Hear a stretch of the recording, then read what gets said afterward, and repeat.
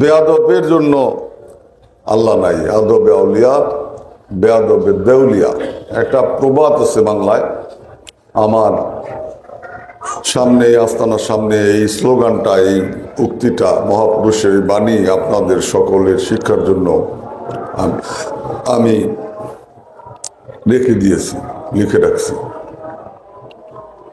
আদবই যদি না থাকে তাহলে মুর্শিদের দরবারে এসে আরো গুনার খাতা বাড়ি হয়। আদব রক্ষা করতে হবে। বেয়াদবকে আল্লাহ পছন্দ করে না, আমরা কিভাবে জানলাম? যখন আল্লাহ নির্দেশ করলেন ইবলিসকে, মকরমকে, যে তুমি আদমকে সেজদা করো, আপনারা সবাই এই কথা জানেন। সে আদমকে সেজদা করল না, সকল কুল মাকলুকাত, সকল সৃষ্টি রুহানিয়াত ভাবে আদম আলাইহিস সালামকে সেজদা করলো, তার কদমে সেজদায় অবনত হলো। এই সেজদা যখন করলো না, এটা বেয়াদবি করলো, আল্লাহর নির্দেশ অমান্য করলো, আল্লাহ এই জন্য তার প্রতি অখুশি হলেন। এটাও আমাদের মানুষের শিক্ষার জন্য আল্লাহ করেছেন, বা মানুষের শিক্ষার জন্য একটা বিশাল উপমা, যেই উপমা আমাদের যুগে যুগে কিয়ামত পর্যন্ত মনে রাখতে হবে, শিক্ষা অর্জন করতে হবে। যে আল্লাহর হুকুম অমান্য করা বেয়াদবি, বেয়াদবিকে আল্লাহ পছন্দ করেন নাই। সুতরাং ওলি আউলিয়া, নবী, পয়গাম্বর, গাউস, আবদাল যারা আছেন, সকলেই তারা আদবের পূজারী। তারা আদবকে পছন্দ করতেন, নিজেরা আদবে চলতেন, আদবের কর্ম করতেন, আদবের খেলাফ কখনোই তারা করেন নাই। এবং আমাদেরকেও এই শিক্ষাই দিয়েছেন যে তোমরা প্রথম আদব অর্জন করো, বিনয়। দয়াল সুরেশ্বরী কিতাব নূরে হক গঞ্জে নূর লিখেছেন, সেই জায়গায়ও আদবের কথা বলছেন। একটা অধ্যায় আছে ভক্তি মূল পথ, সেই অধ্যায় আপনারা যদি পড়েন বা শুনেন তাহলে বুঝতে পারবেন। লেখা আছে ভক্তিতেই বন্য হবে মনের বাসনা, ভক্তিতেই সারা উপাসনা ইত্যাদি, এইভাবে লেখছে। আমার ছন্দগুলি এই মুহূর্তে মনে পড়তেছে না। এর অর্থ আদব, ভক্তি।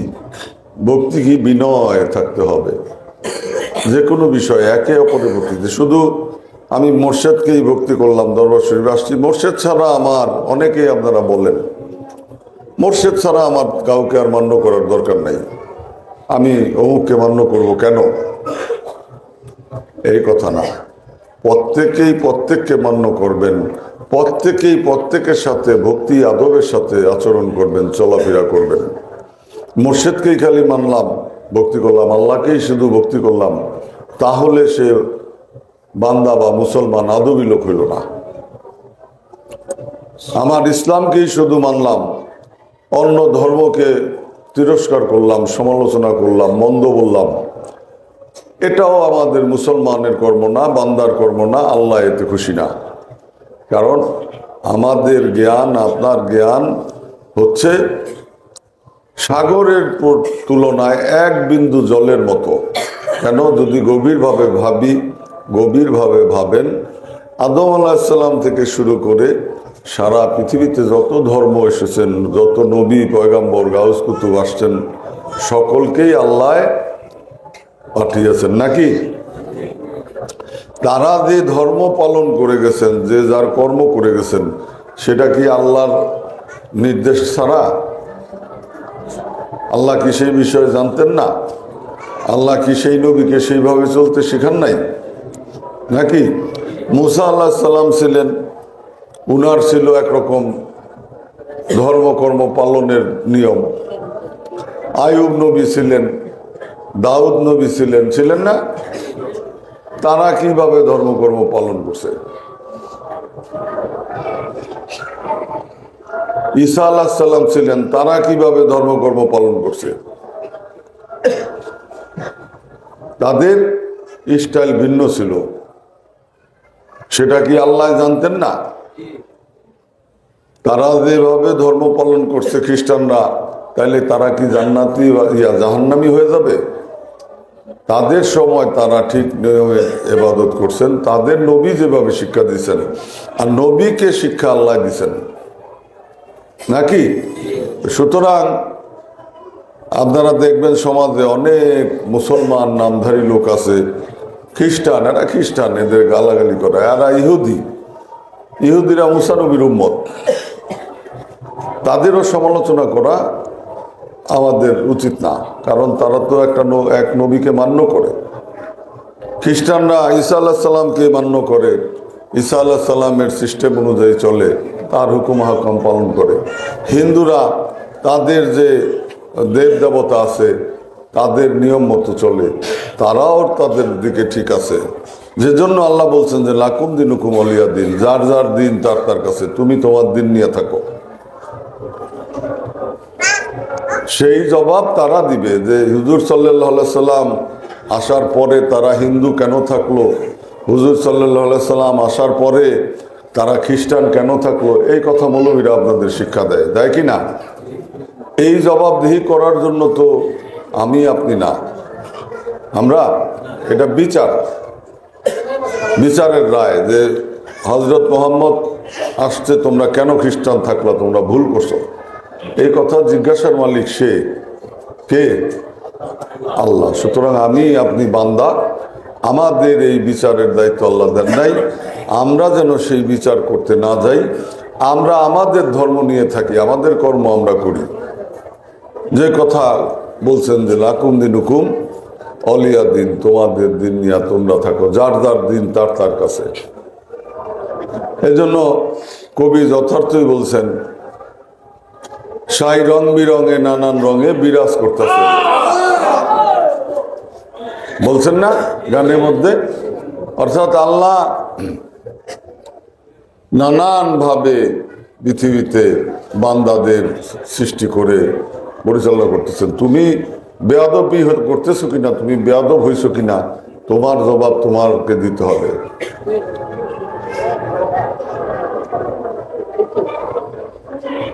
সাচাও যাহার খেলা মিসাও তাহার, কবু সাচা কবু মিসা খেলা করো তার, কুল কুল্লু মিন ইনদাল্লাহি, আল্লাহ বলছেন কুল কুল্লু মিন ইনদাল্লাহি, অর্থাৎ যাহা কিছুই হচ্ছে সাচাও আমার মিসাও আমার, সমস্ত কিছুই আমি করতেছি। যদি সেই করে, আল্লাহ যদি সমস্ত কিছু করেন, আমাদের ধর্মকর্ম নিয়ে বিচার করা ঠিক না। আমরা করতে পারি চুরির বিচার, হত্যার বিচার, যে এটা তো আল্লাহই করেছে। যদি আপনি কথা বলেন আল্লাহই করেছে, তাহলে আমরা তার বিচার কেন করি? আপনাদের মৌলবীরা এই যুক্তি দিবে। এটা দুনিয়াবি কিছু বিষয় আছে, আর ধর্মটা দুনিয়াবি বিষয় না, আধ্যাত্মিকতাটা দুনিয়াবি বিষয় না, এটা আল্লাহর এখতিয়ারের বিষয়। আল্লাহর কিছু নির্দেশিত পথে অনুকরণের বিষয়। যে নবীরা যেভাবে তার উম্মতদেরকে, যেই নবীরা যেভাবে তার বান্দাদেরকে শিক্ষা দিয়ে গেছেন, তারা সেইভাবে তাদের ধর্মকর্ম পালন করবে, এটাই তাদের জন্য ফরজ। সকল নবী, সকল সৃষ্টি, সকল বান্দা, সকল নবীর উম্মতরাই আল্লাহকে মান্য করতেন, আল্লাহকে মানে, প্রত্যেকেই আল্লাহকে মানে। নাস্তিকরা ছাড়া আল্লাহকে মানে না এরকম কোনো লোক নাই। আছে? আমি আপনি আমরা এক একজন এক এক নামে আল্লাহকে ডাকি। কেউ গড ডাকে, কেউ ভগবান ডাকে, কেউ আল্লাহ ডাকে, কেউ মাবুদ ডাকে, কেউ ঈশ্বর ডাকে, ওই এক ব্যক্তিকেই নাকি? ও ঠিকই আল্লাহ মানে না আমার স্টাইল, আমার ধর্ম, আমার নবীর সিস্টেম মানেন না আপনারা ঈসা আলাইহিস সালামের সিস্টেম নাকি? ওনারা যেইভাবে করছে আমরা সেইভাবে করি না। কিন্তু তারা কি আল্লাহর বান্দা নয়? তারা কি আল্লাহকে ভালোবাসে না? তারা কি আল্লাহর ইবাদত করে না? করে কিনা? সুতরাং তাদের যে নবী আছে তারা তাদের জবাব দিবে। কে রহিত হয়ে গেল, কোন নবীর পর কে আসলো, কোন নবীর আইন মানতে হবে, কার আইন মানা যাবে না, আমি বলেছি আপনাদের যে এই বিচারটায় আমরা না গেলাম, এটা আমাদের বিষয় না।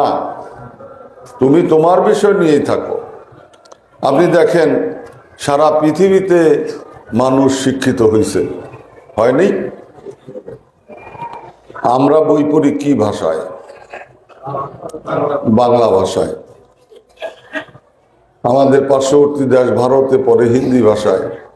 মালয়েশিয়ার লোক কি অশিক্ষিত? তারা মালে ভাষায় পড়ে, আমেরিকানরা ইংলিশে পড়ে, জাপানিজরা জাপানিজ ভাষায় পড়ে, চাইনিজরা চাইনিজ ভাষায় পড়ে। তারা সকলেই তো জ্ঞানী। আপনি যে জিনিসটা বুঝেন উনি কি সেটা বুঝে না? কি আশ্চর্য বিষয় না? বুঝে কি না? তারা একটা মোবাইল ফোন দিয়ে দেখেন, ও নাম্বার বলেন, ওই ফোন দিয়ে না কল করতে পারবে, পারবে না? আপনার ফোনটাই আপনি একজন চাইনিজের কাছে দেন যে এত নম্বরে কল করো, ওই করতে পারবে। ভারতে একজন হিন্দুস্তানির কাছে দেন, পাকিস্তানির কাছে দেন, সৌদিয়ানের কাছে দেন, সে সেই নাম্বারে ডায়াল করে রিং করতে পারবে কিনা? তাহলে ও শিখলো কোত্থেকে? আপনি শিক্ষিত হয়ে গেছেন। এটার অর্থ যে সবাই শিক্ষিত, যার যার ভাষায় সে শিক্ষা অর্জন করছে। আপনি যা পারেন তার চেয়ে বেশি ছাড়া সে কম পারে না, নাকি? আপনি যা বুঝেন আপনার চেয়ে সে বেশি ছাড়া কম বুঝে না। আমি কি কথাটা বুঝাতে পেরেছি? আপনি রাস্তা দিয়ে যদি হেঁটে যান, একটা সাপ দেখেন, সাপে কামড় দিলে বিষ আছে, ওরা কি জানে না? আপনি হেঁটে যান, একটা গরু আপনাকে আঘাত করতে পারে, পৃথিবীর কোন লোকটা বুঝে না? আঘাত করতে পারে গরু, বাঘে কামড় দিতে পারে। যদি এমন হইতো যে আমরা সুন্দরবনে চলে গেছি, একজন বাঙালি, একজন জাপানি, একজন পাকিস্তানি, একজন হিন্দুস্তানি, একজন আরবি, একজন কুয়েতি, বাঘ দেখে আমি গাছে চড়ে বসছি, পলাইছি দৌড় দিয়ে, আর সবাই দাঁড়ায় ছিল, এরা বাঘ চিনে না, এমন হবে? তাতে কি বোঝা যায়? তারাও শিক্ষিত, জগৎ সম্বন্ধে অবগত, নাকি? কিন্তু তারা বাঘ পড়ছে জাপানি ভাষায়, আপনি পড়ছেন বাংলা বয়াকার বা বড় ঘ। আপনি পণ্ডিত হয়ে যান নাই, আপনার চেয়েও বড় পণ্ডিত থাকতে পারে, নাকি? ধর্মের বিষয়টা আমি এই উপমা দিলাম এই জন্য যে ধর্মর বিষয় নিয়ে এই মৌলবীরা, অল্প জ্ঞানী লোকেরা পার্থক্য করে, তারতম্য করে। অমুকরা ভুল করতেছে, খ্রিস্টানরা এটা ভুল করছে, ইহুদিরা এটা ভুল করছে, হিন্দুরা এটা ভুল করছে, আমিই ঠিক করতেছি। এরা হয়েছে বেয়াদব এবং আল্লাহর বিষয় না জেনে যে কর্ম করে সকল অবাধ্য শয়তানের মুরিদ তার। আল্লাহ বলছেন, মাইয়ু জাদিলু ফিল্লাহি বিগাইরি ইলমিন ফাহুয়া ইয়াত্তাবিউ কুল্লা শাইতানিন মারিদ। আল্লাহ বলছেন যে আমার বিষয় না জেনে আমার সম্বন্ধে আলোচনা করে সে সকল অবাধ্য শয়তানের মুরিদ। দেখেন বলছে কিন্তু আল্লাহ কথা। সেরকম আমি আপনাদের বললাম কেন, যে এরা ধর্ম কর্ম বুঝে না, আল্লাহর সম্বন্ধে মন্তব্য করে, এই ধর্মের এটা ঠিক না, ওই ধর্মের এটা ঠিক না, এই এরা সকল অবাধ্য শয়তানের মুরিদ। যেমনি করে সুন্দরবনে গেলে আপনি বাঘ দেখে পালায় গেছেন, আরেকজনে পালায় যায় নাই, অর্থাৎ তারা জ্ঞানী না, তারা বুঝে না, তারা শিক্ষিত না। টুথপেস্ট দেখছে, আরেক আপনি টুথব্রাশ করছেন, এরা টুথপেস্ট খাইয়া ফেলছে, টুথপেস্ট মলম মনে করে মাথায় দিছে, টুথপেস্ট ক্রিম মনে করে চেহারায় দিছে। এরকম যদি হয়, আমি কি বুঝাইতে পারতেছি কথা? তাহলে বোঝা যাইতো যে না, এরা শিক্ষিত না। আপনি টুথপেস্ট চিনেন, ওই লোকটাও তো চিনে, তাহলে কি সে ওই সম্বন্ধে জ্ঞান রাখে, তার ভাষা ভিন্ন, ঠিক সেও প্রকৃত ইমানদার তার নবীর আখলাকের উপর।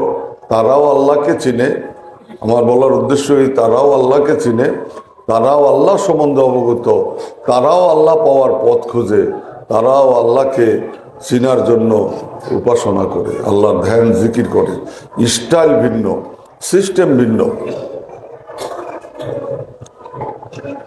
আপনার সিস্টেমে যে করতে হবে, আমার সিস্টেমে যে করতে হবে, এরকম কোনো কথা না। আপনার এখান থেকে ঢাকা যাওয়া দরকার, কেউ হেঁটে যান, কেউ সাইকেলে যান, কেউ মোটর সাইকেলে যান, কেউ বাসে যান, কেউ নিজের গাড়িতে যান, কেউ নদী পথে যান, কেউ হেলিকপ্টারে যান।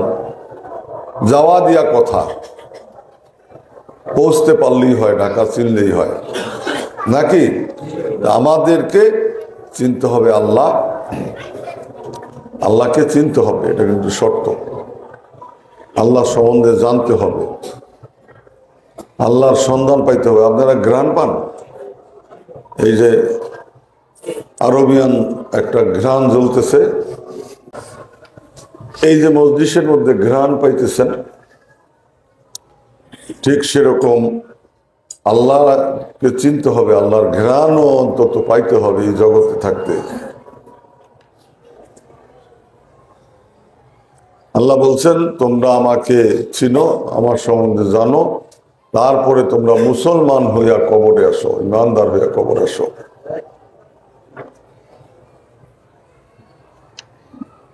এই জন্য কোরআনে আল্লাহ বলছেন, ওয়াফতাগু ইলাইহিল ওয়াসিলাতা, আমাকে পাওয়ার জন্য উসিলা অন্বেষণ করো।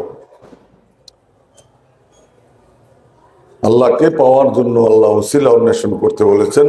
আর সেই উসিলা হচ্ছে একটা পথ। কি উসিলা আল্লাহকে পাবেন? আল্লাহকে এরকম হাটে মাঠে ঘাটে পাওয়া যাবে না। আল্লাহ গাছে নাই, পানিতে নাই, আকাশে নাই, ওই হাটে নাই, মাঠে নাই। কিন্তু আল্লাহ বলছেন যে আমি সর্বস্থানে সর্বখানে বিরাজমান। কোথায় আল্লাহকে পাব? সেই কথা যদি আল্লাহর কোরআনের কথা সত্য হয়, তাহলে আল্লাহ আমাদের এই মজলিসও আছেন নাকি? সর্বখানে আছেন, সবার সাথে আছেন। আল্লাহ বলছেন যে আমি তোমার সাহারক হইতে তব নিকটেতে ঠাই, বলো সে স্থান কোথা, কোথা আছে সাই। আমার দয়াল জানু বাবা বলছেন, নাহনু আকরাবু ইলাইহি মিন হাবলিল ওয়ারিদ। আল্লাহ বলতেছেন কোরআনে, আমি তোমার সাহারকের চেয়ে নিকটে। সাহারকটা কোথায়? ঘাড়ে থাকে মানুষের সাহারক, আছে কোনো একটা রোগের নাম, এর চেয়েও নিকটে। আমরা আল্লাহকে তো দেখি না, খুঁজি, পাই না। সাহারকের চেয়ে আমাদের খুব কাছে আল্লাহ। অর্থাৎ বুঝাইতে চাইছেন আল্লাহ যে আমি তোমার খুব কাছে। এই যে এখানে সাহারক, এর চেয়েও তোমার কাছে। কি আশ্চর্য কথা! অথচ আমরা সারা জীবন কাটাইয়া দিলাম, কবরবাসী হয়ে গেলাম আল্লাহকে খুঁজতে খুঁজতে, নামাজ পড়তে পড়তে, রোজা করতে করতে, হজের পরে হজ, হজের পরে হজ। এক পথ হাজি আছে, আমি 10 বার হজ করছি বলে, দেখবেন তারা এতে কি বলে, এতে গর্বিত হয় আমি এত বড় হাজি, ট্রিপল হাজি, 4 এক্সেল হাজি, 5 এক্সেল হাজি, বহুতবার হজ করছি। কাবা শরীফ সম্বন্ধে আমার আর জানার বাকি নেই। বলে কিনা? এত কিছু করার পর মরলো, মরার পরে আর কি কি হইলো? আল্লাহ তো সাহারকের চেয়ে নিকটে পাওয়া গেল না, পাইছে? 10 বার 20 বার হজ করছি আমি, কি লাভ হয়েছে? সারা জীবন মসজিদে ইতিকাফ করে কাটায় দিছি। অনেক ইবাদতকারী আছে পরিচয় এরকম। আমি তো রোজার মাসে ইতিকাফে কাটায় দিই সারাদিন, সারা মাস। বিশেষ করে কিছু আমাদের বাংলাদেশে মৌলবী এবং ঢাকায় কিছু লোক আছে, এরা হেরেম শরীফের মধ্যে ইতিকাফ করতে চলে যায়। হেরেম শরীফের মধ্যে ইতিকাফে থাকে।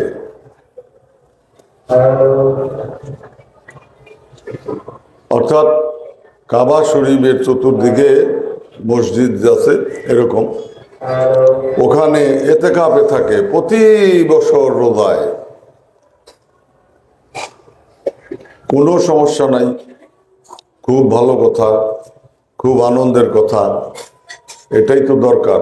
কিন্তু কথা হয়েছে যে এই এতেকাফ করতে করতে সারা জীবন চলে গেল, নামাজ পড়তে পড়তে সারা জীবন চলে গেল, রোজা থাকতে থাকতে চলে গেল, হজের পর হজ, হজের পর হজ করতে করতে আমাদের মৃত্যু হয়ে গেল। পুণ্য জানি না কতটুকু হয়েছে কি হয় নাই, আল্লাহ ভালো জানেন, কিন্তু খোদা প্রাপ্তি তো আর হইল না। কিন্তু আল্লাহ বলছেন যে নাহনু আকরাবু ইলাইহি মিন হাবলিল ওয়ারিদ, তোমার শাহরগের চেয়ে আমি নিকটেই আছি, আমাকে সেখানে খুঁজো। আবতাগু ইলাইহিল ওয়াসিলাতা, আমাকে পাওয়ার জন্য তোমরা উসিলা অন্বেষণ করো।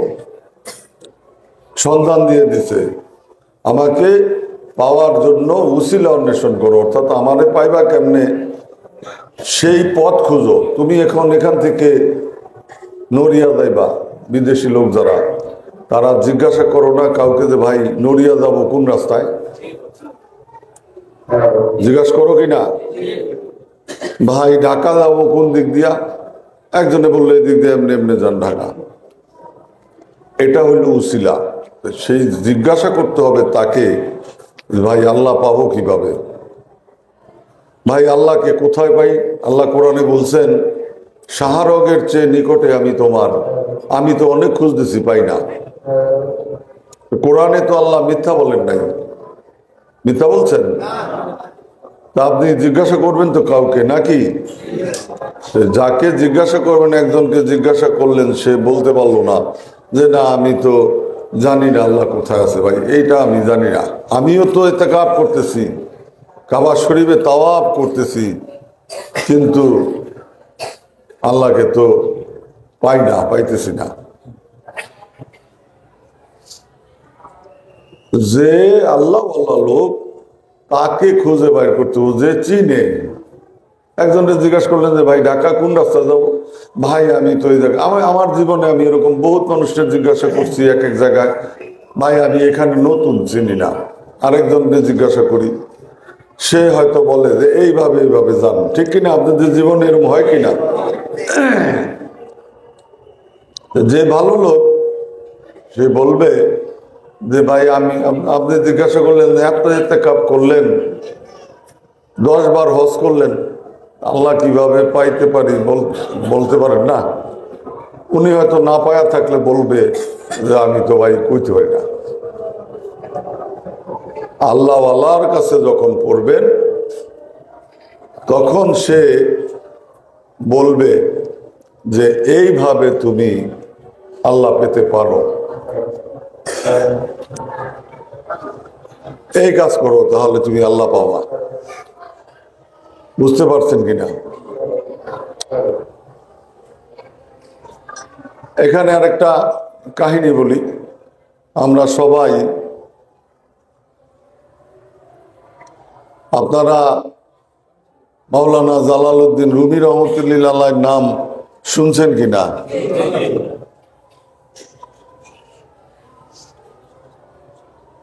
হযরত রুমি রহমতুল্লাহ আলাইহি বসে কাজ করতেছিলেন, উনি কিতাব পড়তেছিলেন, এই সবাই মনোযোগে দিয়ে যখন কিতাব পড়তেছিলেন,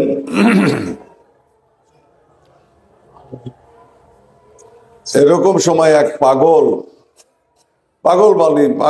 আমরা বলি, ঠিক পাগল না, এরকম সময় একজন লোক তাকে জিজ্ঞাসা করলেন যে তুমি কি করো? কিতাব পড়তেছে লারে তারে, কি করো তুমি?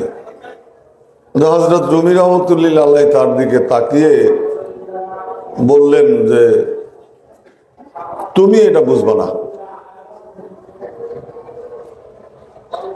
উনি কিতাব পড়তেছিলেন, একজনে জিজ্ঞাসা করলো কি করো? রুমি রহমতুল্লাহ বললেন যে তুমি এটা বুঝবা না। তো ওই লোক সমস্ত বইটই থাওয়া দিয়া ধরে নিয়ে কুয়ার মধ্যে ফেলে দিল। কুয়ার মধ্যে রুমি রহমতুল্লাহ তো খুব উত্তেজিত হয়েছেন যে সর্বনাশ, তুমি কি করলা? আমার সারা জীবনের সঞ্চিত জ্ঞানের কিতাব তুমি পানির মধ্যে ফেলে দিছ। কে তুমি? উদ্যত হয়ে গেলেন। এই সময় ওই লোক কুয়ার মধ্যে হাত দিয়ে কিতাবগুলি তুললেন, তুলে রুমির সামনে ফেঁকা দিলেন, নাও তোমার কিতাব নাও। উনি কিতাব পাতা উল্টায় একটার পর একটা, সমস্ত কিতাবের পাতাই শুকনা। বলেন সুবহানাল্লাহ। কিতাব ভিজে নাই, কুয়ার থেকে উঠে দিছেন। আবার রুমি রহমতুল্লাহ তখন তার দিকে তাকায়া পলক দৃষ্টিতে বলতেছে, এটা কি বিষয়, কি ব্যাপার? যে কিতাব ভিজলো না, ব্যাপার কি, কি বিষয়? তখন ওই লোক বললেন, এটাও তুমি বুঝবা না। সুবহানাল্লাহ। এই কথা বলে উনি হাঁটা শুরু করলেন। জহুর চিনে কথা আছে না, মৌলানা রুমি বুঝছেন যে এই তো আল্লাহ লোক, আমি যাকে খুঁজি তোমরা আমাকে পাওয়ার জন্য উসিলা অন্বেষণ করো, এই তো উসিলা। তখন তার পিছু নিলেন যে আমাকে শিগগির সেই জ্ঞান দান করেন। তার পায়রবি শুরু করলেন, তার কদমে পায়রবি শুরু করলেন, যেন মৌলানা রুমি তার শিষ্যত্ব অর্জন করতে পারে। তারপরে অনেক কাহিনী বাবা সুরেশ্বরী লিখে গেছেন, আমরা সেই বিষয়ে জানি। তারপরে আস্তে আস্তে আস্তে আস্তে মৌলানা রুমি রহমতুল্লাহ শামসে তাবরিজ, ওই লোককে শামসে তাবরিজ রহমতুল্লাহ তার মুর্শিদুনা সাইয়েদিনা। আমি যে কথা বলতেছিলাম যে নাহানু আকরাবু ইলাইহি মিন হাবলিল ওয়ারিদ, তোমার ঘরের সাহারগের চেয়ে নিকটে আল্লাহ বর্তমান। তুমি তাকে অন্বেষণ করো, তাকে খুঁজো। যেমনি করে আমরা একখান থেকে একখানে যাওয়ার জন্য রাস্তা খুঁজি, মানুষকে জিজ্ঞাসা করি, এরকম ভাবে তুমি যখন খুঁজে সঠিক লোকের হাতে পড়তে পারবা, তখন তুমি আল্লাহকে পাবা, আল্লাহওয়ালা হতে পারবা। আল্লাহ বলছেন, সন্ধান দিয়ে দিচ্ছেন, কুলুবুল মুমিনিন আরশি আল্লাহ, আমি মুমিনের কলবে বসবাস করি।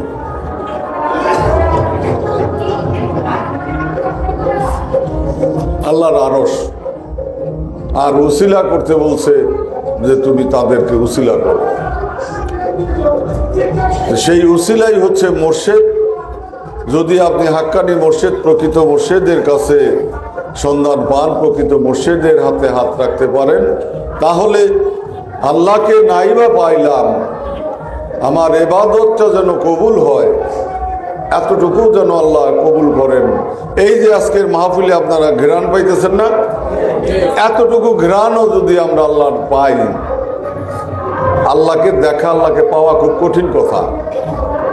আল্লাহর মজলিসের ঘ্রাণ পাওয়াও যেন আমাদের নসিবে হয়, আমরা সেই প্রার্থনা করি নাকি? সেই কারণেই বলছি যে প্রথম যেখান থেকে শুরু করলাম যে লিকুল্লি শাইন সাইকালাতুন ও সাইকালাতুন কালবি জিকিরিল্লাহ, তোমাদের জিকির দরকার। জিকির যে করে তার কলব পরিষ্কার হয়, আর কলব যার পরিষ্কার হয়, পরিচ্ছন্ন কলবের মধ্যে ওই যে কুলুবুল মুমিনিন আরশি আল্লাহ পরিচ্ছন্ন যদি না হয়, আল্লাহ সেখানে কেমনে বসে? আপনারা যে বসছেন কার্পেটে বসছেন না, এখানে কাদা থাকলে বসতে পারতেন? বসতেন? নিজেই বুঝেন। আপনি বসার জন্য পরিচ্ছন্ন জায়গা খুঁজেন, আর আল্লাহকে ধারণ করতে যদি হয় তার জন্য সিংহাসন এরকম আসন তৈরি করতে হবে কিনা? আর সেই আসন তৈরি করার প্রথম শর্তই আল্লাহ রাসূল বলছেন যে জিকির। দয়াল সুরেশ্বরী জিকির দিয়েছেন, যে জিকির আমরা মাগরিবের পর থেকে এতক্ষণ পর্যন্ত এসা পর্যন্ত করলাম, কলব পরিষ্কার হবে, কলবটা সফেদ হয়ে যাবে, নির্মল হবে, তখন সেইখানে আল্লাহ আসার মতো বসার মতো পরিবেশ সৃষ্টি হবে। এজন্য প্রতি মুহূর্তে যখন মুর্শিদের দরবারে আসবেন, মুর্শিদের সহবতে আসবেন, জিকির ফিকির ইবাদতের মধ্যে কাটায় দিবেন, আদবের সাথে, আজিজির সাথে, মহব্বতের সাথে। ইশক থাকতে হবে, যেই শর্তে সবসময় থাকতে হবে ইশক। মুরিদের জন্য, একজন আশেকের জন্য, আশেক তাকেই বলে যার মধ্যে প্রেম সৃষ্টি হয়ে গেছে। সেই প্রেম কি? প্রেম শুধু নারী পুরুষের জন্য না, সৃষ্টির প্রতি যার প্রেম এসে গেছে, মহব্বত। মুর্শিদ না, শুধু সকল সৃষ্টিকে যে ভালোবাসে সেই হচ্ছে আশেক। মানুষের মনে, আমাদের মনের মধ্যে প্রেমের সৃষ্টি যদি না হয়, ইশক যদি না আসে, তাহলে ও খোদা পাওয়া যাবে না। খোদা পাওয়ার এটাও একটা কিন্তু বড় শর্ত। যে কতগুলি শর্তে আপনাদের বললাম, এর মধ্যে এটাও একটা বড় শর্ত। প্রেমময় হৃদয় হতে হবে, যে হৃদয়ে থাকবে প্রেম, যে হৃদয়ে থাকবে দয়া, যে হৃদয়ে থাকবে ক্ষমা। হজ করে বারবার 50,000 নবীর অলির দরবার জিয়ারত করা, সারাদিন এতেকাব করা, সারাদিন নামাজ করা, রোজা করা, কোনো লাভ হবে না যতক্ষণ পর্যন্ত তোমার মনকে বিগলিত করতে না পারো, মনের মধ্যে প্রেম না হয়। প্রেম যতক্ষণ পর্যন্ত না হয় ততক্ষণ পর্যন্ত কোনো ইবাদত কবুল করবেন না আল্লাহ। কঠিন মনের মানুষের ইবাদত আল্লাহ কবুল করেন না, খুশি হন না, বেয়াদব। বিনয় থাকতে হবে সবচেয়ে আগেই মানুষের জীবনে। একটা মানুষের জীবনে সবচেয়ে আগে বিনয়, আদব দরকার, ভক্তির দরকার। যেই জিনিসটা বায়াত হইলে মুরিদের জন্য প্রথম পরিহার্য একটা বিষয়, এর কোনো বিকল্প নাই, কোনো আমিত্ব থাকতে পারবে না। যার মাথা উঁচা, ওই মাথা ঝড়ে ভেঙ্গা পড়ে, আল্লাহ রাখে না। যেমন করে নির্দেশ করেছিলেন আদমকে সেজদা করার জন্য, সবাই সেজদা করলেন। যে মাথাকে নিচু করতে পারলেন না, আল্লাহ তাকে আরো সে রাখলেন না, বিতাড়িত করে দিলেন। জানেন তো? তাহলে আমরা কি পেলাম? যে আল্লাহকে ভালোবাসার শর্তই প্রথম হচ্ছে বিনয়, প্রেম। উসিলাটা খুঁজলেই যখন মুর্শিদের কদমে আসবেন, তখন এই জিকির ফিকির করে মুর্শিদ আপনাকে তৈয়ার করার কিছু ফর্মুলা দিবে, ওজিফা দিবে, জিকির দিবে, নামাজ রোজা তো করবই, এটা তো শরীয়তে রাহনুমা, করতেই হবে, শরীয়তের কর্ম তো করতেই হবে, এটা বাদ দেওয়া যাবে না। আমি বলছি নামাজ রোজা করে আল্লাহরে পাওয়া যায় না, আমি বলি না, আল্লাহই বলছে। আসসালাতু লিযিকরি, কোরআনে আল্লাহ বলছেন যে নামাজ আমার স্মরণের জন্য। আল্লাহকে যে তুমি স্মরণ করো, সেই স্মরণের জন্য হচ্ছে নামাজ, পাওয়ার জন্য কিন্তু আল্লাহ একবারও বলেন নাই। ওই যে একটা জায়গায় বলছেন পাওয়ার জন্য, আমাকে পাওয়ার জন্য উসিলা অন্বেষণ করো, বুঝে আসছে নাকি কথা? আর একটা কথা আমি সবসময় বলি যে আলোচনা করলে লাভ কি হবে? ওই লালন বলছে আমি সবই দেখি কানার হাট বাজারে, সব কানা, এই কানার মাঝে আলো দেখালে লাভ কি হবে? তো কানা। অন্ধকে আলো দিলে লাভ হবে? যদি নিজের মধ্যে সেই আলো না জ্বালিয়ে রাখতে পারেন, যদি নিজে সেই দিকে আকৃষ্ট না থাকেন, এ আলো গান করে লাভ নাই।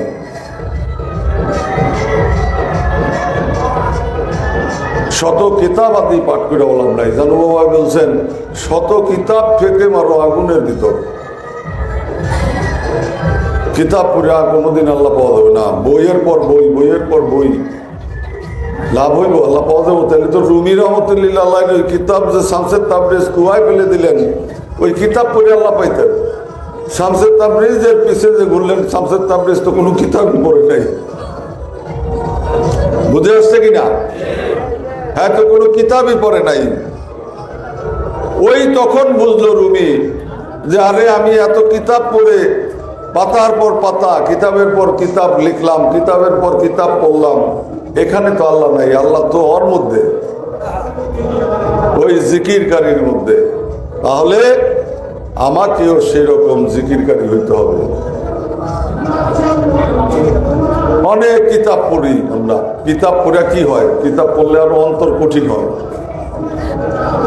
কার কঠিন হয়? তাইলে কি বাবা আমরা কিতাব পড়ুন না? আমি তাও বলি না। কেন? কিতাব পড়ুয়া যারা, যারা বিদ্বান, ওই যে একজন মৌলবী দেখা যায় আমার মুরিদা নয়, পিছে মুক্তি আছে কতগুলি, কয়েকজন মুক্তি আছে তোমাকে ভাই। এরা মনে করে আমি মুক্তি, আমি অমুক টমুক। যে জাহেরি বিদ্যার কোনো দাম নাই মিয়া। আধ্যাত্মিকতা অর্জন করতে হবে। জানু বাবা বলছেন এলমে নাফা কলবেতে জায়গাদার, শব্দার্থ সাথে সাথে লাগাতার। এলমে নাফা কলবেতে জায়গাদার, শব্দার্থ সাথে সাথে লাগাতার। অর্থ বুঝছেন নাকি?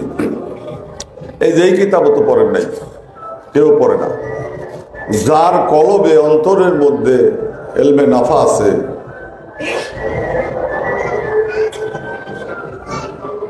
এলমে নাফা আধ্যাত্মিকতা যেটা আছে, বা কলব যার রৌশান কলব, আলোকিত কলব। ইন্না ফি যালিকা লিযিকরি লিমান কানা লাহু কালবুন। কোরআনে আল্লাহ বলছেন ইন্না ফি যালিকা লিযিকরি লিমান কানা লাহু কালবুন। এই 100 আয়াত শুনাইলাম আপনাদের, লাভ কি হয়েছে? এক কানে শুনলাম আর এক কানে পাস করে দিলাম। যাহার কলবে নূর হয়েছে রৌশান, কোরআন জিকির জানো কারণ তাহার। জানু বাবাই বলছেন যে যার কলবে নূর রৌশান হয়ে গেছে, আলোকিত হয়ে গেছে, তার কথাই কোরআন। হ্যাঁ, নিজেই কোরআন, জিন্দা কোরআনের মতো। কলব যখন আলোকিত হয়ে যাবে তোমার। কি কথা থেকে আসলাম, কি উপমা দিতে ভুলে যাই আমি বারবার। যাই হোক, কলবে যখন তোমার আলোকিত হবে তখন তুমি আল্লাহ আল্লাহ হয়ে দেবা। আর সেই কলবকে পরিষ্কার করার জন্যই তোমাকে এই জিকির দিছে। হাদিস শুনেছি না, লিকুল্লি শাইন সাইকালাতুন ও সাইকালাতুন কালবি জিকিরুল্লাহ। তোমার কলবকে পরিষ্কার করার জন্য আল্লাহর জিকির। আর রেত দিয়ে যেরকম একটা লোহাকে ঘষা জং ছুটানো হয়, জিকির যদি করো তোমার অন্তরের জং, যত ময়লা, যত হারামিপানা, সমস্ত কিছু থেকে তুমি মুক্ত হয়ে দেবা।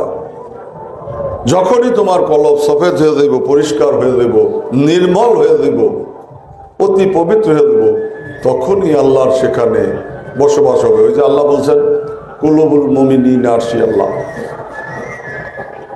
তাহলে তোমার কলবে তখন আল্লাহ আরো সৃষ্টি হবে।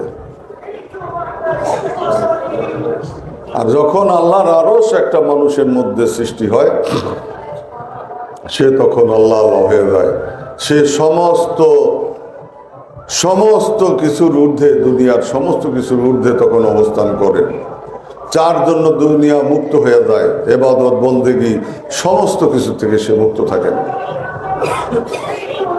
যদিও তারা জাহেরি পায়রবিতে থাকেন, সেটা অন্য বিষয়। ওই বিষয়ে জানু বাবা বলছেন যে যাহাকে মানিবে গুরু, মন্দ নাহি জানো, হইলে সতেক মন্দ নিজে বন্ধ করো। পীরে মান খাসাস, ইয়াকিন মান বাসাস। অর্থাৎ তাকে তুমি তখন জাহিরি শরীয়তের মধ্যে, সরার মধ্যে টাইনো না, সরার মধ্যে আইনো না। যে আল্লাহ আল্লাহ হয়ে যায়, যে মোর্শেদ, তাকে তুমি শরীয়তের মাপকাঠিতে চিন্তা করো না। কারণ শরীয়ত, তরিকত, হকিকত, মারেফত সমস্ত কিছু নিয়েই সে থাকে। সে মাপকাঠির ঊর্ধ্বে চলে যায়, কোনো মাপের সীমারেখার মধ্যে থাকে না। যখন সে আল্লাহ আল্লাহ হয়ে যায়, যখন সে আল্লাহর সাথে মিশা যায়। কোরআনে বলছেন আল্লাহ কুনতু সামিউল্লাযী ইয়াসমাউ বিহি ওয়া বাশারুল্লাযী ইউবসিরু বিহি। আমি তার হাত হয়ে যাই যার দ্বারা সে ধরে, আমি তার কান হয়ে যাই যার দ্বারা সে শুনে, আমি তার চোখ হয়ে যাই যার দ্বারা সে দেখে, আমি তার পা হয়ে যাই যার দ্বারা সে হাঁটে। সুবহানাল্লাহ। আল্লাহ হয়ে যায়, কার হয়ে যায়? ওই বান্দার। এটা তো আমার কথা না, কোরআনের কথা। এগুলির ব্যাখ্যাকে জাহিরি সরার নামধারী মৌলবীরা ভুল ব্যাখ্যা করে তোমাদের মতো সাধারণ মানুষের মনকে অন্য পথে ডাইভার্ট করে। ওরস শরীফে আসলাম, এই যে আসছি, অনেকেই চলে গেছি, না বুঝলাম, না জানলাম, না শিখলাম। ওরস শরীফ অর্থ কি? এই ওরস শরীফের ফজিলতটা কি? এই হচ্ছে ফজিলত যে সকল লোকের সাথে সকলের দেখা হইল, সকল ভাই বোনরা সবাই সবাইকে চিনলাম, সবাই একটা প্রেমের দড়ির মধ্যে, প্রেমের সুতার মধ্যে, প্রেমের মালার মধ্যে আমরা সবাই আবদ্ধ হলাম, একে অপরের সাথে মহব্বত। দেখবেন যাদের মনে প্রেম সৃষ্টি হয়েছে দরবার শরীফ থেকে যাওয়ার সময় কান্নাকাটি করে একে অপরকে জড়ায় ধরে বিদায় হয়। আমরা ছোট সময় এখনো দেখি, আমার মনিদানের মধ্যে হাজার হাজার আছে এরকম। এটা কি? এই হচ্ছে উরুস শরীফের মূল বিষয়। কেন উরুস সৃষ্টি করা হয়েছে? হজ কেন হয়েছে? শুক্রবারে কেন মসজিদে নামাজের কথা আল্লাহ রাসূল বলছেন? ঘরেও তো পড়া যায়, একটা শর্ত দিয়েছেন যে শুক্রবারে জুম্মার নামাজ মসজিদে পড়বা। এর কারণ এগুলি সামাজিক কারণ, এটার মধ্যে কোনো আধ্যাত্মিকতা নাই। যে সকল মুসলমানরা, এলাকার গ্রামের সকলরা এক কাতারে সমকাতারে দাঁড়ালো, সমকাতারে বসলো, একে অপরকে চিনল, একের সাথে আরেকের সৌহার্দ্যতা বৃদ্ধি হলো। ঝগড়া নিন্দা এলাকাবাসীর মধ্যে থাকতেই পারে, সেগুলি নিষ্পত্তি হয়ে যাবে। এটা একটা পলিটিক্যাল ব্যাপার ছিল। ওরস শরীফটাও সেরকম। এই যে আসছেন সবাই মিলে একই সুরে, এই যে আমরা সন্ধ্যার থেকে জিকির করলেন না, জানু বাবা জানু বাবা, একই সুরে সবাই, আকাশ বাতাস প্রকম্পিত হইয়া এই জিকির হইল। তাতে কি হইল? প্রেমের সৃষ্টি হইল, নিজের মনের মধ্যে ইশক পয়দা হইল। এবং যারা জিকির করছেন, যারা জিকিরকারী, আমি প্রথমে জিকির থেকে শুরু করছি, তাদের দেখবেন যে মন অনেক পাতলা হয়, পরিষ্কার হয়, অনেক ভাব হাল নিয়ে দরবার শরীফ থেকে তারা যান, প্রেমের সৃষ্টি হয়।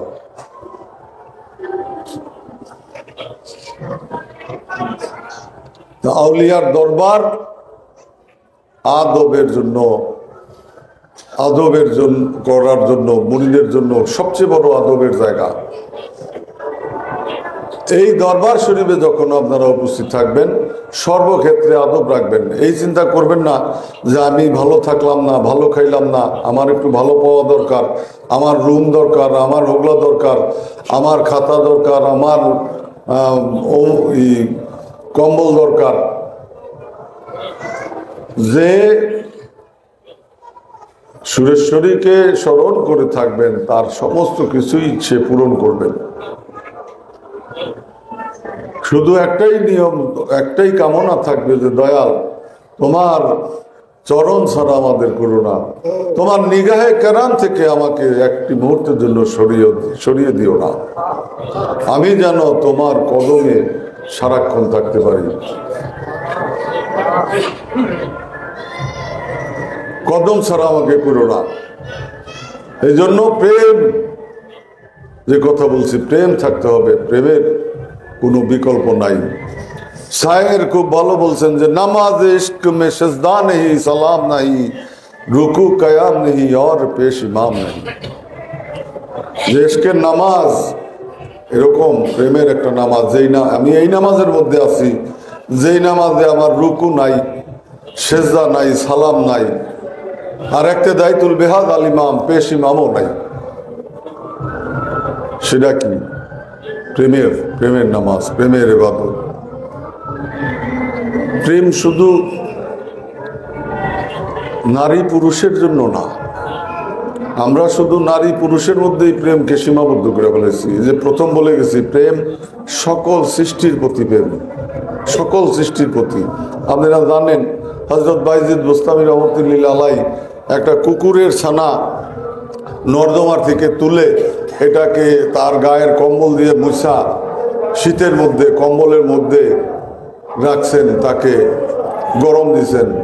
আল্লাহ বলছিলেন যে আমি বাইজিদ তোমার সবচেয়ে পছন্দ করছি ওই ইবাদত যে তুমি কুকুর ছানাটাকে ভালোবাসছিলাম, ওর জীবনকে রক্ষা করছিলেন। সুবহানাল্লাহ। প্রেম কি প্রেম! যে কুকুর ছানা একটা দেখলাম, আমরা একটা লাথি মেরে দিলাম, পাখির বাচ্চা একটা দেখলাম, আরে কষ্ট দিলাম। সকল সৃষ্টির প্রতি প্রেম আসতে হবে। আমরা প্রার্থনা করি যে আল্লাহ আমাদেরকে সকল মাখলুকাতের প্রতি প্রেম বৃদ্ধি করে দাও।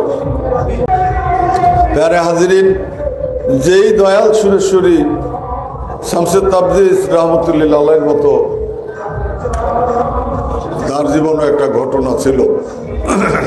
জাহেরি আলেম যারা, তারা অন্তরে খুব বখিল হয়, খুব কঠিন হয়, অহংকারী হয়। এদের লেবাস দেখলে বুঝবেন যে তাদের বিশাল একটা পাগড়ি বাঁধব, তারপরে জুব্বা লাঠি, জানু বাবার যেটা মানা, জুব্বা লাঠি, তারপর আরবিয়ান একটা পাওয়া যায়, কি কয় এটারে, বড় কুর্তা, হ্যাঁ জুব্বা, এগুলি পরিধান করে নিজে একজন আলেম, মুক্তি, নিজেকে প্রকাশ করা, এই হচ্ছে জাহেরি সরার আলেম। আর ওই যে শামসে তাবরিজ, উনি হচ্ছেন আল্লাহর আলেম, আল্লাহর ওলি। তাদের এই দুইয়ের মধ্যে পার্থক্য। তাদের কাছে লেবাসের বিষয় থাকে না, যে আমি একজন আলেম পরিচালিত, রুমাল কান্দে নিয়া, পাগড়িরও সবুজ রঙের একটা পাঞ্জা, আরবিয়ান একটা পিন্দা চলবো। দেশের, আমাদের দেশে প্রায় মৌলবীদের দেখি এই আমিত্ব প্রকাশ করা, যাতে তোমাদের মতো সাধারণ, এই সবাই বসে পড়ো, পিছনে মানুষরা দেখতে পায় না, বসো, তোমাদের মতো মানুষরা তাদের প্রতি আকৃষ্ট হয়। আমার দয়াল সুরেশ্বরী এত বড় আলেম ছিলেন, শামসুল উলামা ছিলেন, আলেম জগতের সূর্য খেতাব দিয়েছেন তাকে। সে লুঙ্গি পরতেন, সিম্পল পাঞ্জাবি আর টুপি পরতেন। সে আমলে টুপি বানায় পড়তে হইতো, টুপি বাজারে বেচা কিনা হইতো না। আমি যে টুপি পরে আছি 30 টাকা দাম, কিনা নেই। জানু বাবার সময় বানায় নিতে হইতো হাতে। আমরা ছোট সময় বইতে পড়েছি, দিল্লির বাদশাহ নাসিরউদ্দিন টুপি সেলাই করে কোরআন নকল করে বাজারে বেচতেন। পড়ছেন আপনারা? দিল্লির বাদশাহ নাসিরউদ্দিন পড়ছেন কেউ? হ্যাঁ, তাতে বোঝা যায় যে তখন টুপি বেচা কিনা হইতো না, ঠিক কিনা? সেই জানু বাবার ছিল এরকম নর্মাল। আমি তো অনেক ভালো জামাই পড়ছি, এরকম জামা হ্যাঁ পড়তেন না, কিন্তু দুই কুলের সুলতান ছিলেন।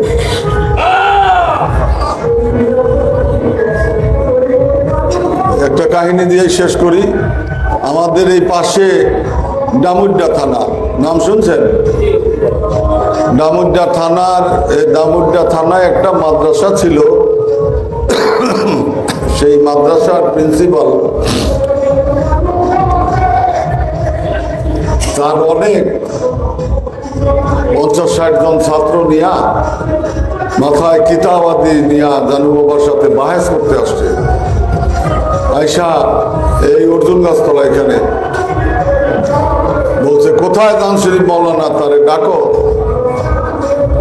উনি কি আলেম হয়েছে, আলিয়া মাদ্রাসায় পড়াশোনা করছে, ওখানে প্রিন্সিপাল ছিল, তার সাথে বাহেস হবে। আর বেসরা তরিকথায় করে, শরীয়তের বহির্ভূত, শরীয়ত খেলাপ করে উনি পীরমুরিদি করে। কই পাইল পীরমুরিদি? নারী পুরুষ একসাথে বসে কথাবার্তা কয়, বড় পুরুষের সাথে নারীরা দেখা দেয়। শিগগির ডাকো জান শরীফ মৌলানা রে, তার লগে বাহেস হইব। আমার দুপুর থেকে এরকম হামতাম করতেছে। খাদেম যারা আছে তারা জানাইলো, বাবা এরকম একজন মৌলানা আসছে, আপনার সাথে আলোচনা করতে চায়। 50-60 জন ছাত্র মাথায় সকলের কিতাব নিয়ে আসছে।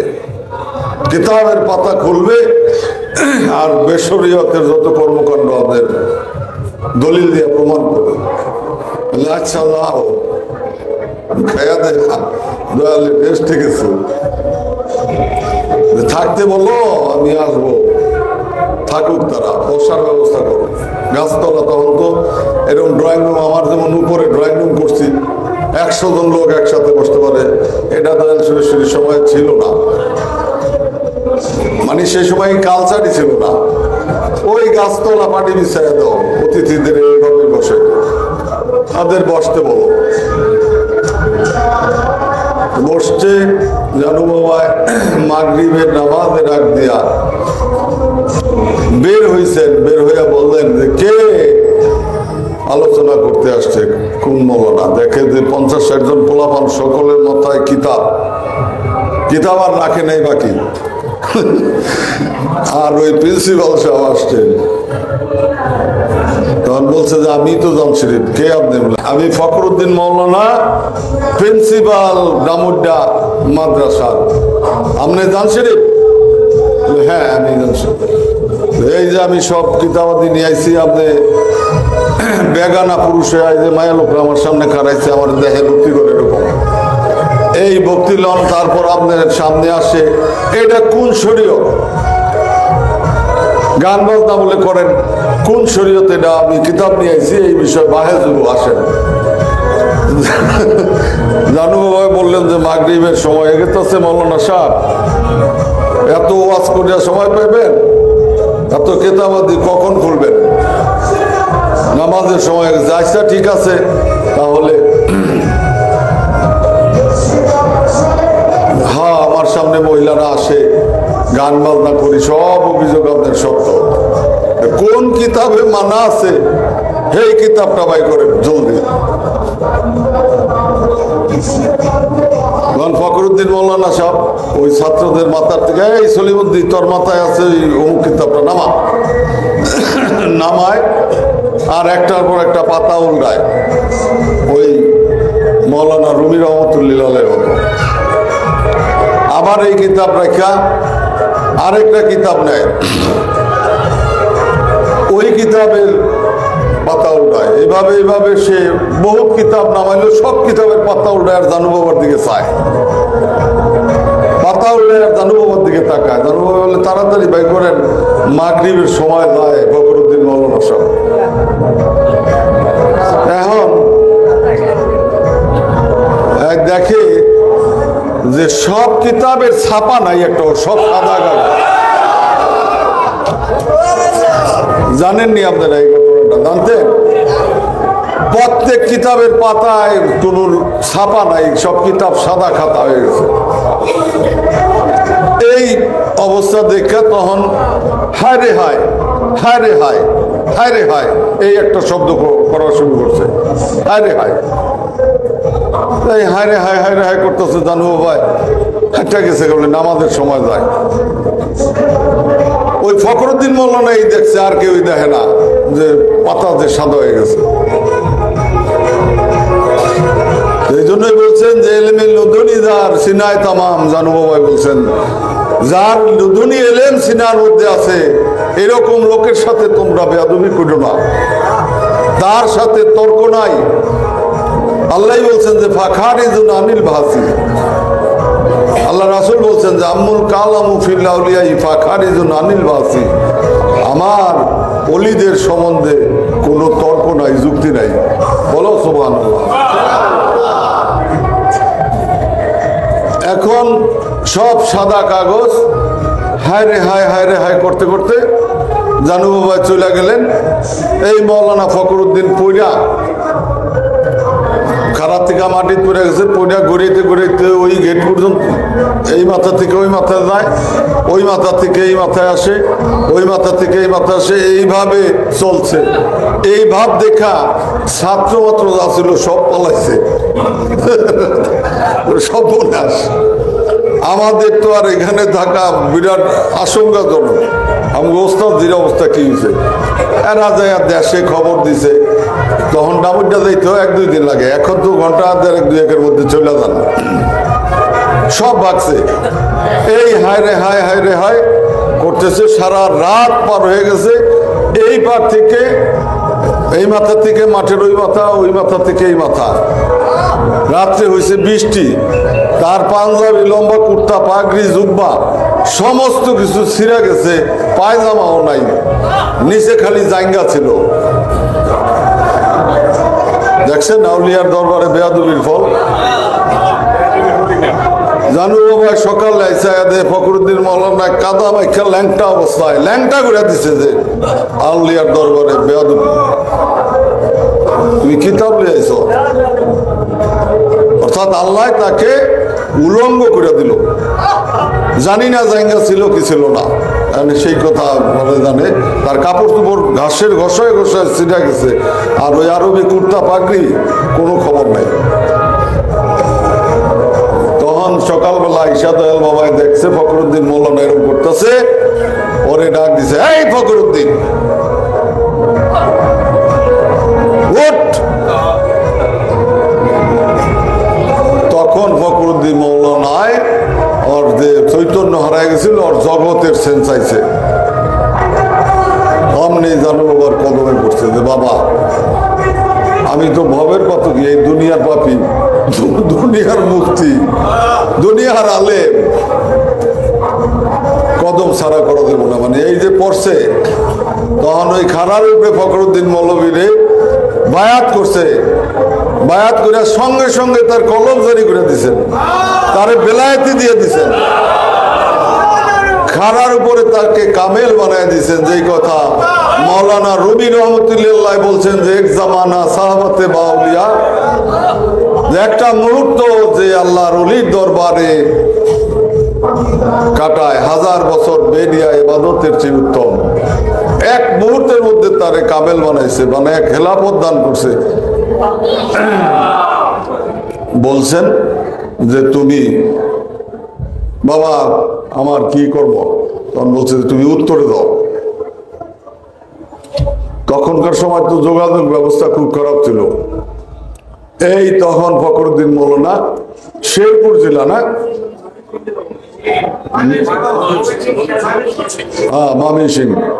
মামি সিং জেলায়, হ্যাঁ দয়া, হ্যাঁ ওইখানে ওই যারা জানে মমি সিং এর লোক, ওখানে দয়া আবাদ শুরু করছে। ওখানে অনেক বড় উরুষ হয় না, অনেক লোকজন হয়। আর ফেরত সে ডামুড্ডা যায় নাই, মানে আর বউকুলামানের কাছে আর যায় নাই।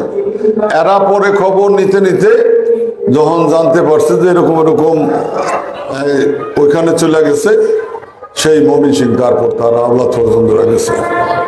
তো পেয়ারে হাজিরিন আশিকিন, আউলিয়ার দরবার এই জন্য বলছি যে আদব করবেন, আদবের সাথে চলবেন। আমাদেরকে মুর্শিদ তৌফিক দেখ, আমরা যেন দরবার শরীফে আইসা হালে জিকিরে ইবাদতে স্মরণে বিনয়ের সাথে কাটায় দিতে পারি। আজকের মতো আমি এখানেই শেষ করি।